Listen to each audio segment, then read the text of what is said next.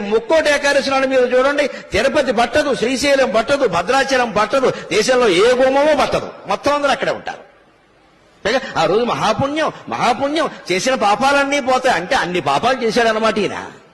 అసలు ముందు వీడు పాపాత్ముడి కింద గమనించాలి. ముక్కోటి ఏకాదశి నాడు పని కట్టుకుని గుళ్ళో గెడుతున్నాడంటే ఇంత పాపాత్ముడు ఇంకొకడు లేడు. పాపం చేయని వాడు వెళ్లాల్సిన పనిలా, వాడు ఇంట్లో వాడు ఉంటాడు ఖచ్చితంగా. నేను ఏ పుణ్యక్షేత్రానికి,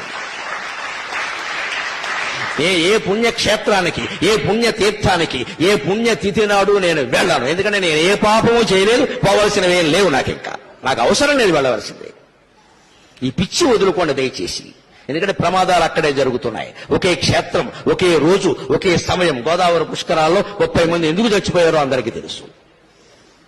అదే రోజు, అదే ముహూర్తం. అంటే అవి అలాగే జరుగుతాయి. ఏమిటా పిచ్చి, ఏమిటా వెర్రి? ముక్కోటి ఏకాదశి నాడు పెడతారా? మన్నాడు వెళ్ళండమ్మా, 3 రోజులు అయ్యాక వెళ్ళండమ్మా. విష్ణుమూర్తి ఏమైనా కోప్పడతాడా? ఉత్తర ద్వారంలోంచే వెళ్ళాలి, తలుపులు బద్దలైపోవాలి. బాగా మనస్సు నిండా బుర్ర మడ్డి పెట్టేసుకుని మనస్సు నిండాను ఆ రోజే చూడాలి, అలాగే వెళ్ళాలి, ఏమైనా సరే వెళ్ళాలంటే ప్రమాదాలే జరుగుతాయి. చివరికి ఏమవుతుంది? ఈ ప్రమాదం వల్ల హిందూ ధర్మానికి నష్టం, దేవుడి మీద దుష్ప్రచారం జరుగుతుంది. ఇతర మతాల వాళ్ళు అరుసుగా తీసుకుంటున్నారు. మీ మతంలో ఏం జరుగుతుందో చూడండి అంటే వాళ్ళకి జవాబు చెప్పలేకపోతున్నాం. అంచేత పుణ్యక్షేత్రాలు, తీర్థాలు, పుణ్యతిథులు ఇవేవి ముఖ్యం కాదండి. ముక్కోటి ఏకాదశి నాడు మీరు చూడండి, తిరుపతి